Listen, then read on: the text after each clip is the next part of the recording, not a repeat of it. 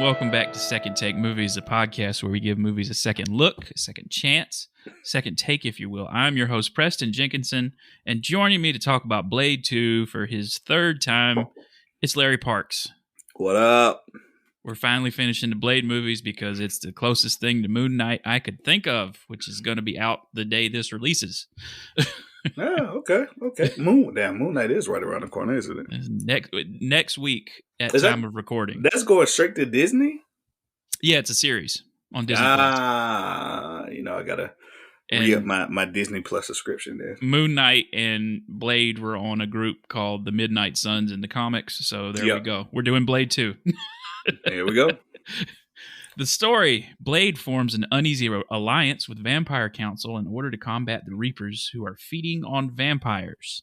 Two reviews, a positive and a negative. From the Washington Post, Desson Thompson says, to appreciate the movie, you have to be okay with vampire violence.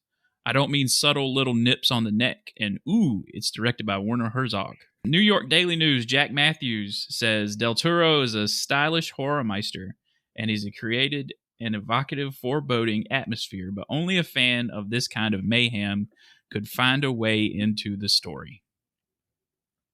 You know, this movie got a lot of mixed reviews at the end of the day. Yeah, I think the Metascore is like a 52 on IMDb. Yeah, I think everybody, like, if you took it on a scale of 1 to 10 or out of 0 to 100, I think everybody was in the 6 to 5 range. I think it may have been one person that ranked it. It was like 5 stars, and they gave this movie 4.5 stars. Mm-hmm. And I was like, all right, well. But everybody else was like 2 stars, 2 out of 5 stars, 60. 5 out of 10. It was like, yeah, there are mixed reviews on this entire movie, which I can understand. Like we just said, like I love this movie. Like it's my favorite of this trilogy. And you know who else favorite of this trilogy it is? Wesley Snipes. Of course. What Wesley Snipes said this is his favorite Blade movie. Because I'll go ahead and tell people this. We're doing Blade Trinity next week. Yeah. That's different than this. I would have thought, though, you know what, though? I would have thought, like, if I was Wesley Snipes, I would have thought maybe Blade 1 would have been his favorite. But I think, Blade 2 made you realize how big of, like, the movie could be. And it's like, oh, I get to be back and be like the Black Batman, which I feel like Blade basically is the Black Batman. And it was like, I get to be the Black Batman. And, you see Wesley Snipes having a little bit more fun with this Blade. You get a lot more action scenes. You get a lot more kung fu, which Del Toro said he wanted this movie to be. He wanted to get away from the loving side of vampires to the gory, but he wanted to be like gory with a mixture of Japanese arts, which you get all the kung fu, which I didn't know that many vampires knew kung fu, but they do. You got Donnie Yen in this movie. I mean, right. But we'll get to that. It starts with this homeless guy. We all we know about him is he's a homeless guy, and he walks into this blood bank to what we think is to donate blood. They're asking him all these questions like, "Are you don't have any family? What is this? What kind of blood type? Blah blah blah." And when they find out that he has no family, it's kind of revealed that it's like a vampire blood bank, and they're finding victims that they can put on ice.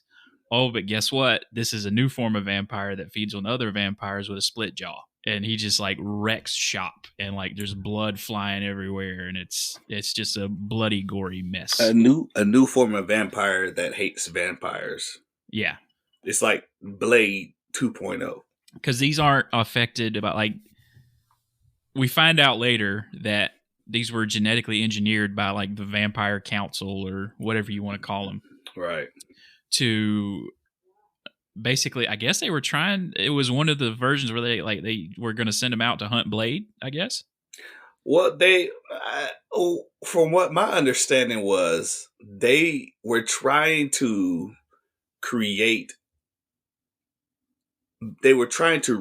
what Blade was. They were trying to recreate a vampire society that cannot be killed, and at the same time had no weaknesses. So they were like, they wanted one day walkers. I think the the form that they ended up getting out of the beginning guy is that was the prototype, and um he's not affected by silver, garlic, steaks, all that stuff. So it's like, okay, we're trying basically to make the perfect vampire with no weaknesses. So yeah, you can shoot me with silver, I won't die. You can shine a light on me, I won't die. You can do all these things, but I won't die. Like the most immortal vampire ever.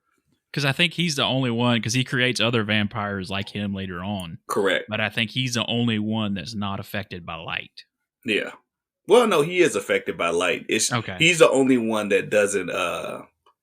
Eventually, all the ones that he creates, they pretty much end up dying.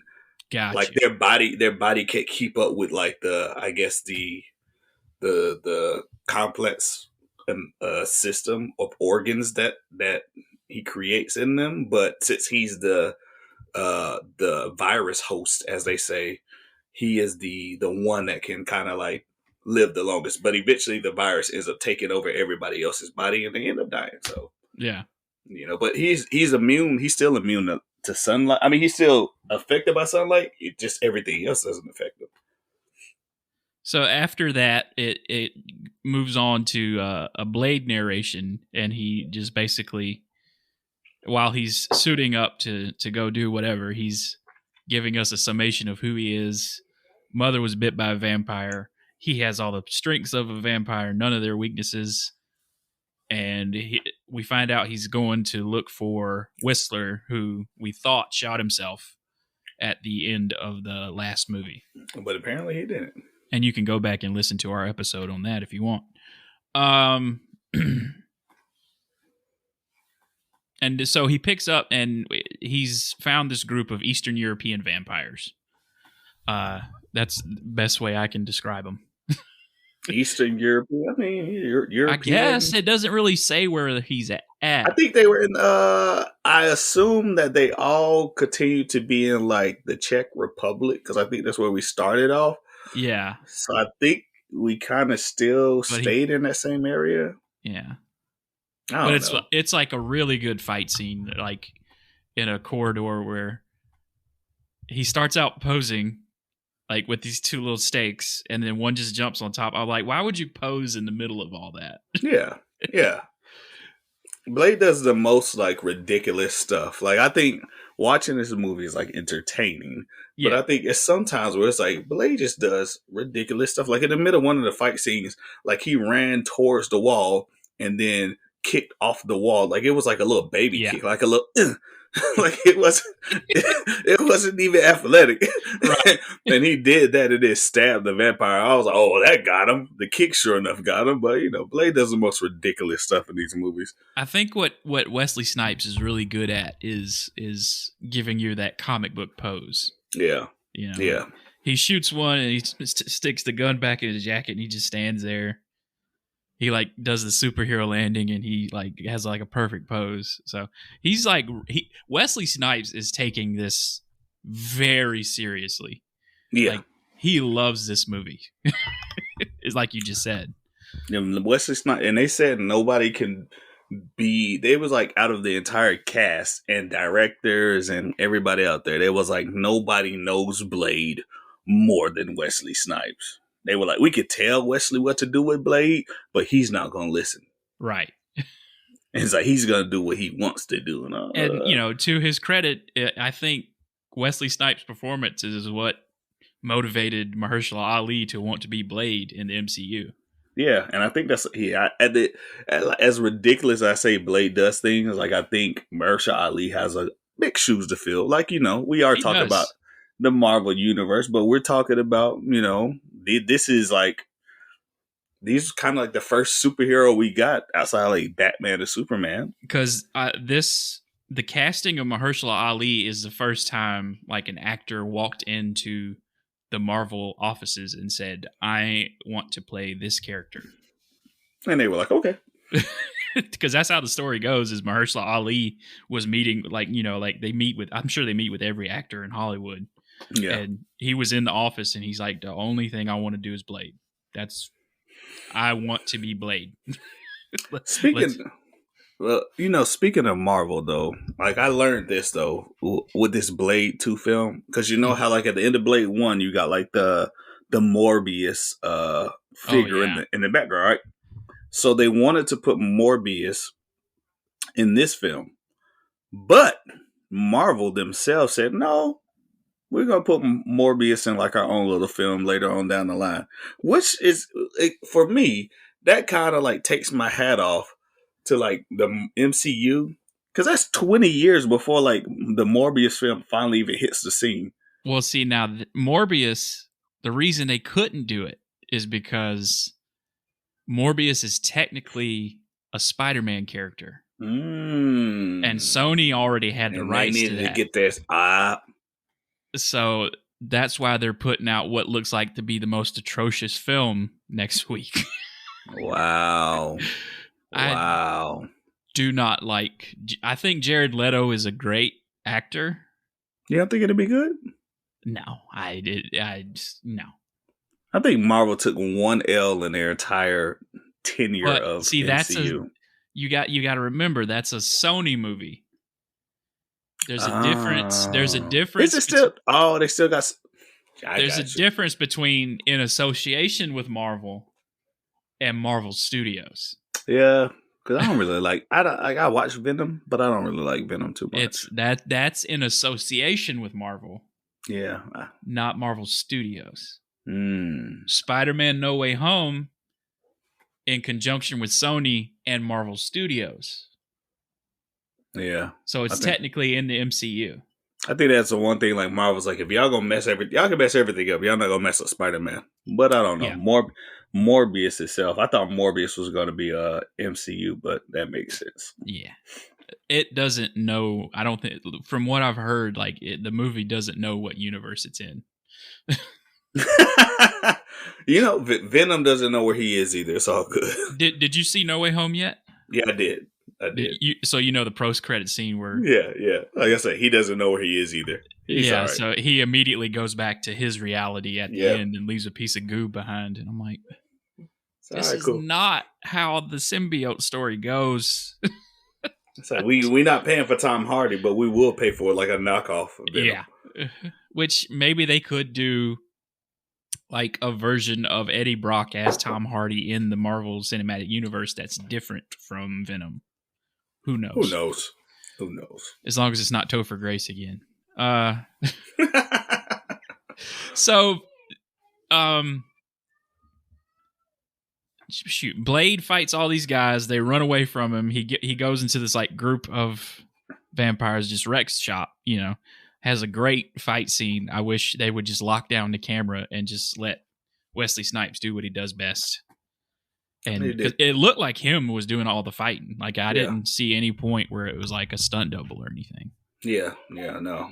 Wesley Snipes did like I will say this movie did a better job, a great job of fight scenes. But at the same time, I think they had 4 fight choreographers probably for this entire film. So I think they were all coming together trying to figure out different fight scenes and whatnot. So yeah, I think a lot of these actors, I think one of the actors, I forgot who it was, but they were like, he did like 10 or 12 weeks of kickboxing and boxing just to like get 5% body fat. Ugh. I was like, dude, I don't even think nobody's shirt off was that much. No, not really. But yeah, no, this definitely like they did a great job of capturing the Japanese side that Del Toro wanted. Like you saw kung fu happening left and right. There's one vampire at the end that he was using to go through this whole compound or whatever, and at the end of it, he says, "I'll be back for you," and we don't see him for the rest of the movie until the end, which is a great payoff to a joke. Actually, you see him another time before the end. Really? Yeah. It's a scene where they are the scene where they go to find where the blood pact and all and Blade all come together. Yeah. And they're like, all right, where's the next place that we need to go? And the girl's like, House of Pain. You're right. He's in that club and he he's runs in away. he's in that club, and then he sees Blade, and he's like, "Oh, Wow. no," and takes off. Okay. Yeah, they kind of played it out through the whole movie, which I think was pretty entertaining. I forgot about that, but okay. Yeah, they did a good job. Anyway, he finds Whistler. He's in a blood tank. He's been turned into a vampire, maybe, or is in the process. They've pretty much turned Whistler into a drug trafficking old man. Yeah. They keep him alive long enough just for Blade to continue chasing them, which I don't understand. Like, why would you want this guy to continue to chase you? They just needed an excuse to bring Whistler back, I think, when writing this movie. Right. Because after so he gets him in the car and he drives back, and we meet Scud, which is played by Norman Reedus in his very first film role. I think any film with Norman is a good film. Yeah, Norman Reedus. And this, fun fact, I don't know if you've ever heard of the video game Death Stranding. No. It is very Japanese. Okay. It is very weird, but this is like the thing that led to that like 20 years later almost. Because Norman Reedus said Guillermo del Toro, which directed this movie, he said, he gave me my first film role.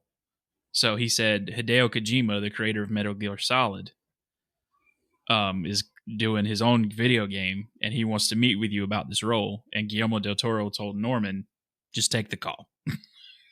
Wow. And he's like, I'll do it. He gave me my first role, so I'm just going to do whatever he says. Yeah, no, I love Norman. I love Norman in every movie he's in, you know. I've fallen off on The Walking Dead, but that was... yeah, I'm just waiting for all to end, and I binge watch it, and then by the end, I could tell myself if it's good or bad, which I'm pretty sure it's bad, but you know, it is what it is. After like the 5th or 6th season, I was done. I'm like, this needs to end at some point, and it doesn't look like it's gonna. I stopped when they built up that entire like 2-3 seasons of Rick versus Negan. And then Rick finally gets Negan, and Rick said, "You know what, Negan? I'm gonna let you live." And I said, "Dude, like I've been waiting for you to like give Negan, like take Negan head off. Like you got him right here." I was totally done when Negan came in for that 1.5-hour episode and just held everybody in the town hostage and just had monologue after monologue, and he played pool in the street. I'm like, why is this an 1.5-hour episode? Yeah. But anyway. We're very much in the last movie. We were pre The Matrix. Mm-hmm. Now we're post The Matrix with very rubber digitals, because after we get into the warehouse where Scud and Blade where they put Whistler in this room and say, if you're turned or not when the sun comes up, we're going to open these blinds and see if you're still alive. Turns out he's still alive in the morning. Don't know how. Don't question it. They gave him some serum, bro. Yeah, of course. He's not a vampire. He was a true vampire. He was just kept alive long enough to be a vampire. Right. And then after that, the perimeter is breached by 2 vampire ninjas. And we get very rubbery digital doubles in a fight scene. You know what? And this is, I wrote this down. So Blade 1, right? Yeah. Blade 1 box office $155 million. Okay. Actually, no. Blade box office $131.2 million. Budget was $45 million. Blade 2 $155 box office, but their budget was $54. So they was like, hey, we go spend about $9 million more than we spent on Blade 2. And I guess they spent that on, you know, going from Blade the movie to Blade the video game. Huh. Because that is exactly what you got in this scene. Yeah. I tell you what, it does not look bad when they're like flipping through the rafters in the dark. Yeah, it did look bad at all there. It almost looked like real people that were flipping through there. But once they got in front of that big array of lights, right. I'm like, oh, I know this is like 2003, 2002, but ugh. Yeah, I was like, man.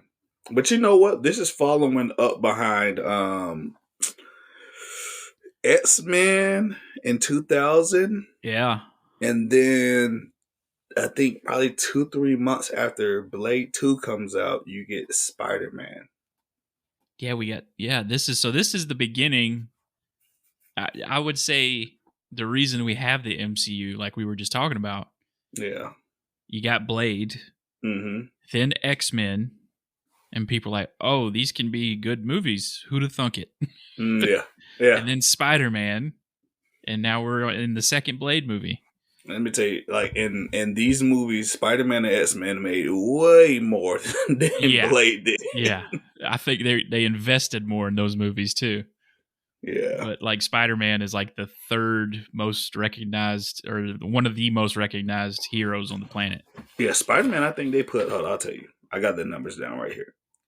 So X-Men, they didn't do too much. They did $75 million in that budget, but Spider-Man did a whopping $139 million in that budget. Jeez, it's crazy, right? Like, what did they need? I guess they need everything because he's got spider webs and stuff like that. Yeah, I'm kind of trying to think, like, what'd they spend it on? I guess the Goblin and Green Goblin, all that stuff, blowing up stuff. Which, spoilers for No Way Home. If you haven't seen it yet, you need to see it. Yeah. When you start blowing up stuff, I guess you don't take into account how much it costs to blow up stuff. That's probably, in my opinion, the best Spider-Man movie at this point. Yeah. To me. No, I do. I always feel like sequels get worse as movies go on. I feel like there's only a few sequels that will be better in trilogies. Yeah. Winter Soldier, the Captain America series is definitely one of those trilogies where I feel like they got better. It got better each time. Yeah. But yeah, I don't really have too many. Like, even with the Matrix, like, everybody loves the Matrix. Like, I like Matrix 1. Matrix 2 was cool, but I still would, as the trilogy goes on, it feels like, eating that third slice of Little Caesar's pizza. Like, it just wasn't as good as the first one. I covered the Matrix trilogy on this at the end of the year last year. Mm-hmm. It definitely got worse, especially the fourth movie that came out. I haven't even looked at the fourth one. I haven't even looked at it. Just don't. I heard the reviews and I was like, yeah, I don't need to waste my time with that. Like, I think I watched it like 3 times just to make sure I understood it before we did an episode on it. And I was like, I hate this. I could spend 2 hours on anything, 2-3 hours on anything else other than this. Yeah. So I'd rather. So one of the ninjas in the Sam Fisher goggles, if you understand that joke, it's a lady vampire ninja. And they have come to Proposition Blade to help them fight this new threat, which is basically the vampire from the very first scene with the split jaw. Yes. And he's scary. Yeah, and the lady ninja, she is vampire royalty. We find out later on at the compound when they bring him back to the vampire pyramid place. And at that place, it's hard to keep up with who's a vampire. Like, because they've got that lawyer, and I guess they have that line when they're out front where they say, like, the guards are humans. I think someone mentions that.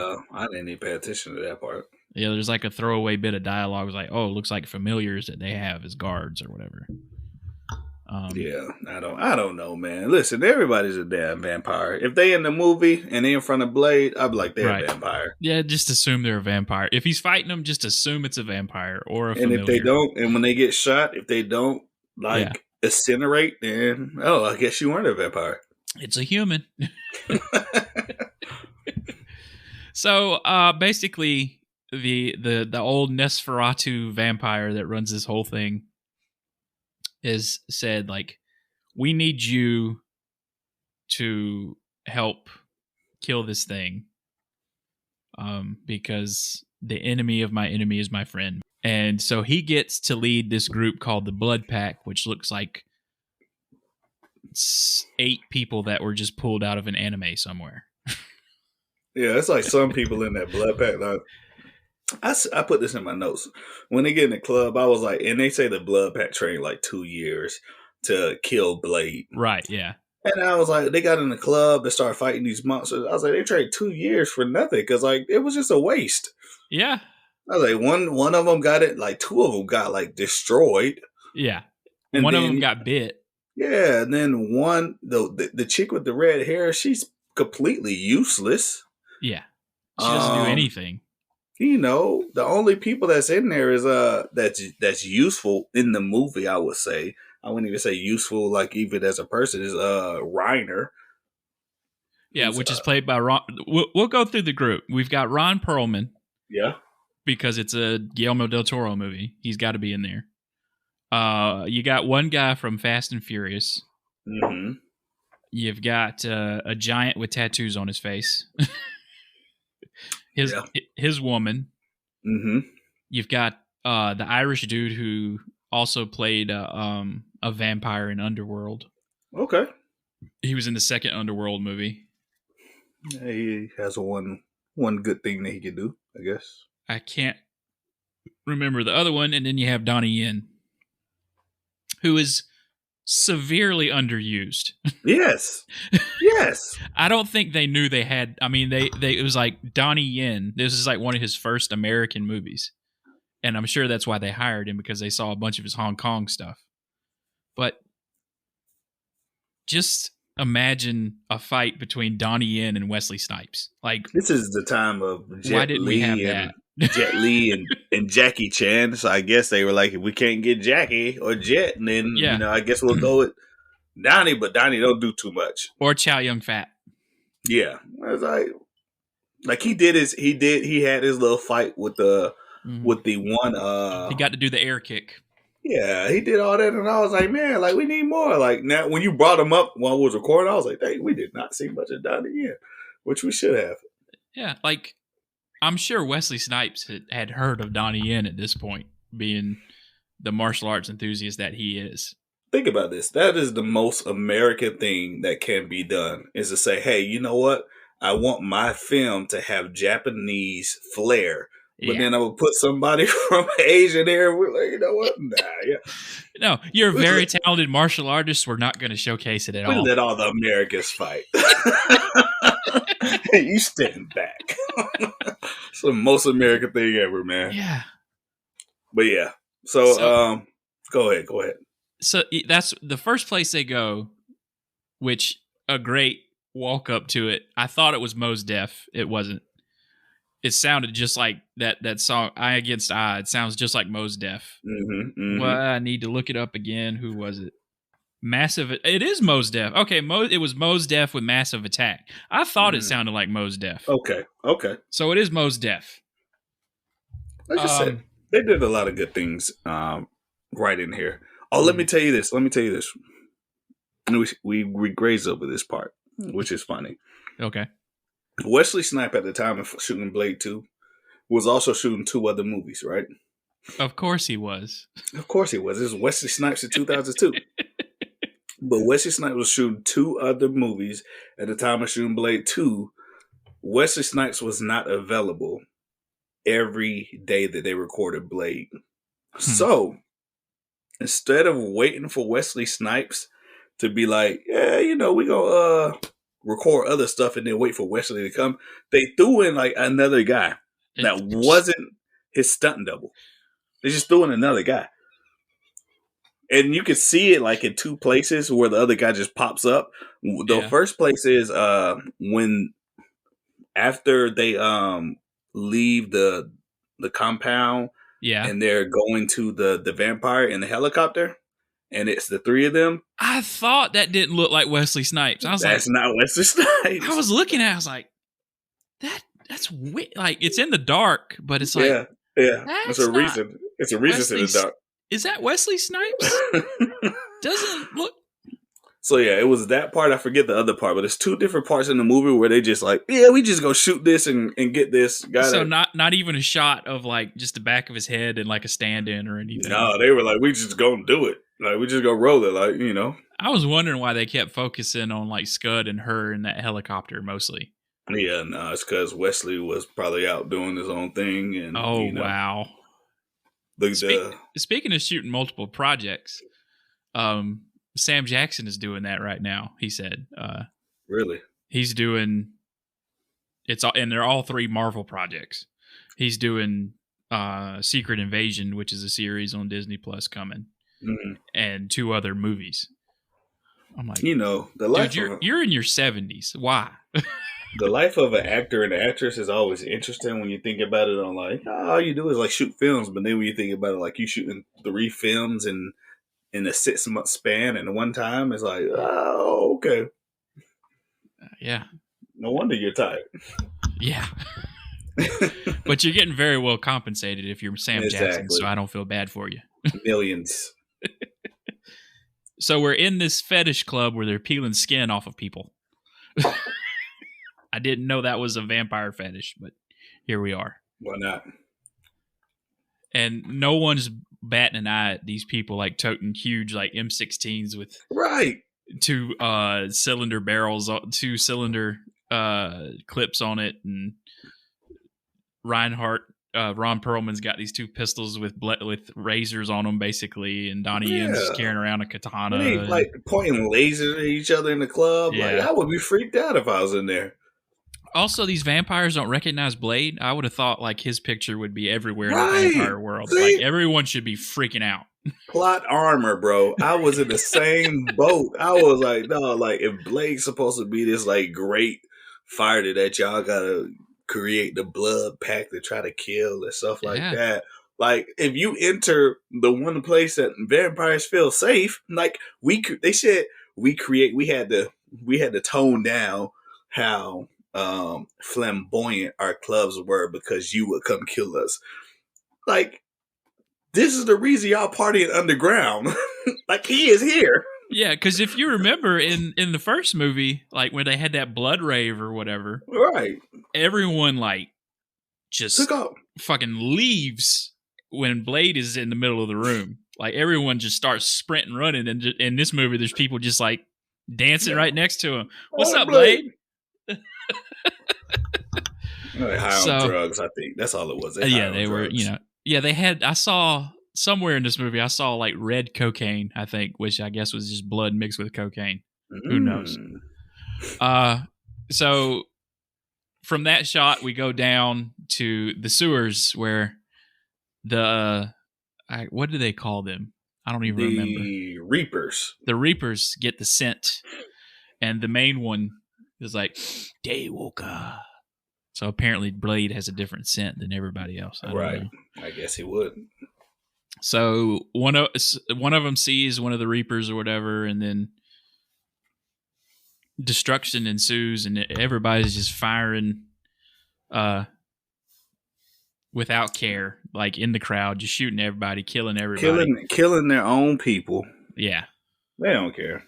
And then Donnie Yen, because I don't remember his character's name, stabs one into a wall. And we get like the first revelation of what their power is, basically, where he just like splits his guts and crotch with the sword and crawls up the wall. And it's like, okay, they're different.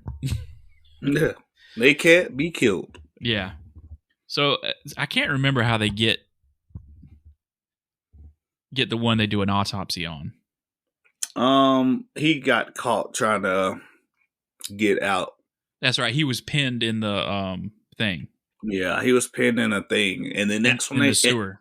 And that's when they found out that like the body, whoever gets turned into these Reapers, the body can't keep up with the mutation. So the mutation ends up killing the body because there's like because they're insatiable, basically. Yeah. Like they have to constantly feed. Yeah, the body wants to continue to live, but the organs want to continue to live, but the human body can't keep up with the organs. Because in this autopsy, which features just great creature design because it's a Guillermo del Toro movie, we find out that they've evolved, I'll call it, into having bone encased around their heart so you can't stab it with silver. I can't remember what else. I will tell you this. This is the one scene where, like, I was watching Blade and I was like, I'm hungry. And I anymore. finally decided, no, I finally decided to get up to like give me some chips or something to eat. And this scene happened. And I'm eating my chips, but I'm like, this might be the worst scene for me to eat on because like this is disgusting. Like I don't even know how I'm continuing to eat right now. Like I ate probably for like another 10 minutes, but I was like, I muscled through it, man. That was rough.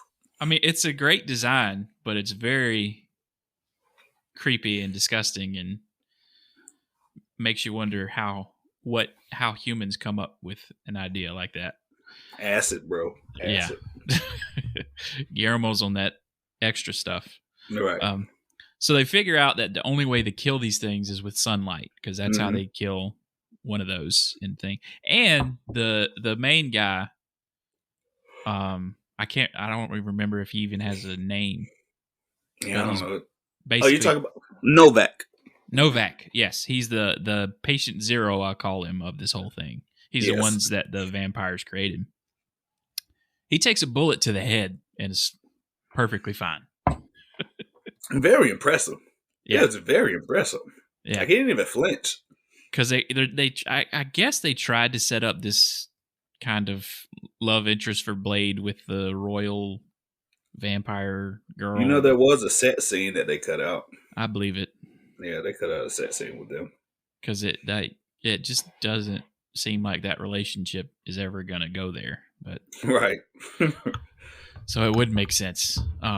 But Blade is basically like taking a liking to this girl and doesn't want her to die. But with the other ones, he's like, they can die at any Y'all point. can die, but not the girl. Yeah.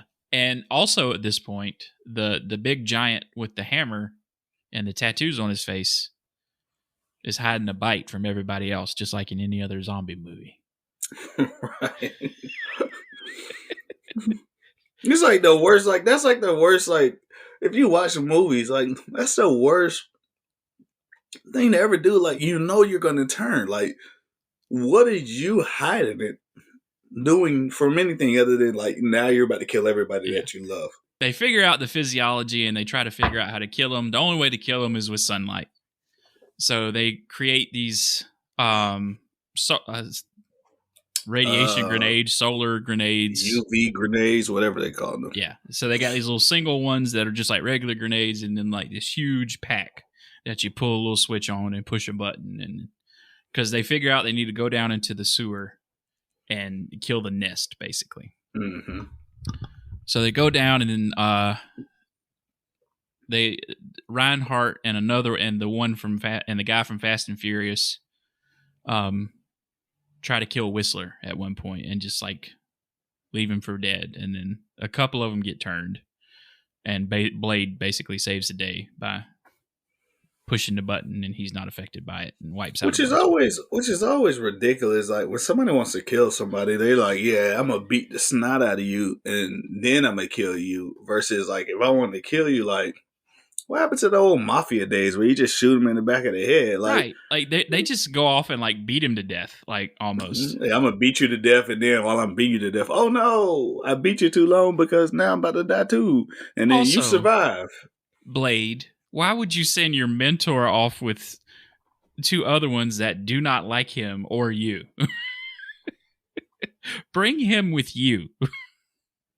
Who knows, man? I guess they needed a reason for attention or whatever. Scooby Doo split up method. Yeah, it was a dumb plan. So they have one bomb pack that they're going to use. The switch doesn't work. Reinhardt leaves it behind, and because all the rest of them have been taken out at this point. Like the whole blood pack is dead except for Ron Perlman. Right. So they all meet in the middle, and Ron Perlman's like, I left it down there. And then Blade takes some pheromones. Not as good as line as some motherfuckers trying to ice skate uphill. But he's got a line that's like, you don't know who you're fucking with, and throws a grenade in the water. And on the little thing is like, Reinhardt's like, oh, I forgot to tell you, switch don't work. Blade's like, well, shit. So, who cares? Like, Blade's not affected by radiation. He just pushed a button while he's right there. Right. He's not affected by UV, dummy. Like, what? Like Okay. I don't even need 10 seconds, big dog. Yeah, I can stand up here shooting until I push the button. Like, I don't care. So he pushes the button, wipes a bunch of them out, and then, of course, Reinhardt turns on him at this point, knocks him out or something, and brings him back to the vampire pyramid again. We're back there at the compound. Mm-hmm. And we have Blade's weapons, and we find out the huge plan, apparently, was to create these things to hunt Blade, but also to have some excuse to get Blade close to the Blood Pack so that they can finally kill him. I guess. Which they failed miserably at. Yeah. And at this point, when they first met, Blade put a bomb into the back of Ron Perlman's head. And he goes to pull that out to explode it, and that's when we figure out that Norman Reedus has been a familiar this whole time, and he's been working with the vampires. And Blade's like, you know what? I knew that the whole time, because Norman Reedus pulls the bomb off his back of his head. He's like, knew that the whole time. Goodbye. He explodes. Which is crazy, though, because I thought about this, which, I mean, now that we talk about this, is a bunch of, like, plot holes and everything. Yeah. But it was like, you took all Blade's weapons, everybody's weapons, but you leave the detonator on them? Right. He just put the detonator in his pocket. Oh, yeah, you know what? They pulled the weapons off. I know I got my detonator. Because you would assume that Norman Reedus would have, because it wasn't a dud, but you'd have think that Norman Reedus would have told the vampires, hey, that thing's a dud anyway. Go ahead. Or not even him. Even you would have thought that Ron Perlman would have been like, hey, man, I got this bomb in the back of my head. Make sure y'all get that detonator off of him. Right. If y'all get anything, make sure y'all don't care about the guns. Get the damn thing that'll blow my head up. I can take care of the guns and the sword. Like, somebody get this off the back of my head. Right. Anyway, Norman Reedus is dead because apparently Blade knew he was a familiar the whole time. So, just like the last movie, we hook Blade up to another over-the-top torture device, which is like a table with a bunch of needles flying through it. Because they need his blood, because of course they do. Everybody always needs Blade's blood. You know, Blade always has to lose a bunch of blood and is on the brink of death and comes back at the end. Because that's what happens. They've poked him through the table. You know, they've got everybody everywhere. What was the guy's name again? Novak infiltrates the compound again. Or he infiltrates the compound because I guess he followed them there. And Blade kills the lawyer, I guess. Whistler does. Whistler does. Turns out he was a human. Yeah. Because he didn't disintegrate. That's how I, Right. Oh, you are a human. All right. Cool. It's hard to, like I said, it's hard to keep up with who's a vampire and who's not because you know what? And I knew he was a human, but when Whistler was shooting him, I was like, "Why are you just shooting him and like thinking that's gonna work?" And then I was like, by the time he started dropping to the ground, I was like, "Oh yeah." Oh, that means he's that one. That one ain't a vampire. That one a human." And that's then cool. Somehow Whistler throws him into that pool of blood. Blood. He climbs on like this the ledge of stuff and then just falls. He gets shot into it, I guess. I don't know, man. Whatever. But pretty much just like the last movie. It's the last movie, but they didn't want him to drink Whistler's blood. They just wanted him to fall into blood this time, but he just needed blood to come back, and then I could fight everybody. And then he just wipes out all these guards, which turns out they're human too, because he's just like snapping their necks. No one's disintegrating. He's snapping necks, bro. He's just snapping necks left and right. I think he snapped the neck of every guard that he fought. And then in probably the best and cheesiest moment, Whistler throws the sunglasses. And he catches them. Because Blade needs his sunglasses. All right? You know who else needs their sunglasses? Ron Perlman. Ron Perlman didn't take his sunglasses off the entire movie. He sure didn't. And then take them off the entire movie. And he just gets taken out by that sword. Like, Blade just sliced in half. It's amazing. And so we go over to the old vampire and his daughter. and he's explaining like, I'd sacrifice you for our entire race, basically, like, because we find out that technically, what's it? I keep Novak. forgetting. Novak. Sorry, I knew you were looking. I knew you were looking, bro. I was he. Novak is his son, basically, and he's like, this is the only way for our race to carry on. Blah blah blah blah blah.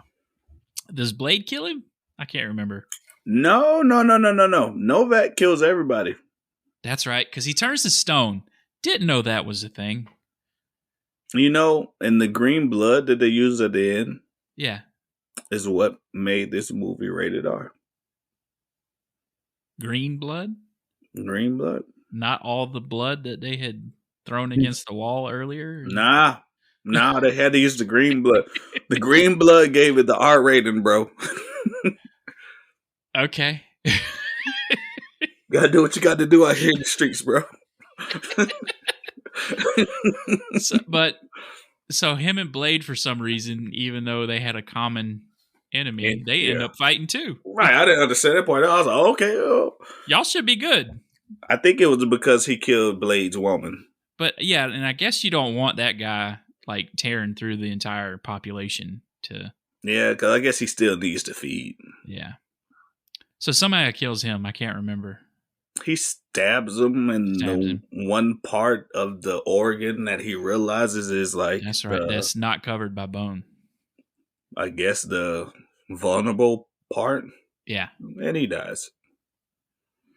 And then he carries that woman outside so she can see a sunset for the first time, I think. And she incinerates in Blade's hands. Yeah. That's got to be the worst love story ever. It wasn't even a love story. It was just like two people that respected each other.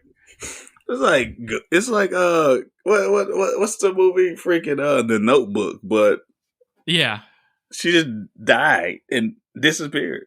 Yeah. It's terrible. So Blade continues his mission of... Does he drive? No. We're back at the Eastern European vampire with the fur collar and the long coat. The one who's coming back to get. Goes into one of those Sese clubs where you put the quarter in and the girl's behind the glass. But it's Blade. And he said, I told you I was coming back for you, told you I was coming back for you. And that's the end. It's Blade 2. Blade 2. It's a good movie. Blade 2 is a very entertaining movie. Yeah, we kind of dunked on it at the end, but it's like there's a lot of like, oh wow, that, and then ooh. When you look at it from the perspective that we look at it, you do find a lot of plot holes. But if you're just looking at it for a movie just to sit down and watch it, enjoy as like an action film, Blade 2 gives you everything you want in an action movie. Yeah, we don't get a lot of that today. Of just everyone's trying to make the next cinematic universe or great thing. The closest thing we got recently is Godzilla vs. Kong. Yeah. I was surprised with the action scenes with the Blade and like the fight scenes. I was like, I would never thought that like, I think of like looking at a Japanese made film or Asian made films or even Middle Eastern films that you would get your kung fu, your good karate, your good fight scenes out of, like, you understand it. I never thought like I would be like, Blade is a good movie just to sit back and be like, you know what? I want to watch some good fight scenes. Yeah. Blade had them. Especially this movie. Like, I think every fight scene they had was a pretty good one. Yeah. Like the last one, like you had some CGI going on in there. But the last fight scene that they had in the movie between Novak and Blade was pretty intense. Mm-hmm. Even when they were in the club, you had some intense scenes there. Yeah, like I said, this movie has some pretty good. It has good action. At the end of the day, if you want action, you get action. A lot of cheesy lines and stuff, but I mean, yeah, that's expected from this type of movie. Right. Cheesy lines, plot holes. Out of 10. I'd guess I give this like a 7.5. 7.5 is your favorite movie, bro. I don't care if you're biased. It's not my. It's the favorite out of this trilogy. Like this set of movies. Okay, your favorite like, Blade. It's not one like that. So what do you think you'd give it? Wait. Me, I'm cool with a 7. I'm cool with a 7. I think 7's safe. 7 sits. Like I said, I think that's where they kind of fell at. Even with professional critics, and we're not professional critics. No. With the professional critics, it fell around a 6. So I think 7 is safe to say that this movie gave you. If you wanted to go see an action movie, it gave you action. If you were expected to see an action movie / masterpiece, you didn't get that. No. But you at least were entertained long enough to make it through the hour and 56 minutes that you had to endure. Yeah. So, yeah, I'll give it a 7. I'll go 7. So, next week, Larry's going to be back because we're finishing up Blade. Finishing out the Blade trilogy, which we're not too excited about that one. I'm not looking forward to that. We got to watch it. Yeah, because there's an interview with Patton Oswalt, who's in that movie. He says it's like a miracle that movie even exists. Is this the movie? No, this ain't the movie with Aaliyah. This ain't the vampire movie with Aaliyah in it, is it? With the what? Aaliyah, the singer? No. That's I don't know. I can't think of it right now. I can never think of it either. It's probably about as bad as this one. I think she died already at that point. But. Yeah. Yeah, so no, Blade Trinity, man. Yeah, that's next week. Next week. If you found this podcast, leave a review on the platform you're on if you can. You can follow us at the socials at Second Take Movies. You can send an email for a suggestion of a future episode at secondtakemoviespod@gmail.com. Larry, thanks for coming by again. Always, man. I'll be here, same place next week. We're going to talk about some more Blade. Black Batman, baby. Yeah, I'll see you next week. And for the listener, I say thanks again. And we will see you next week with Blade Trinity.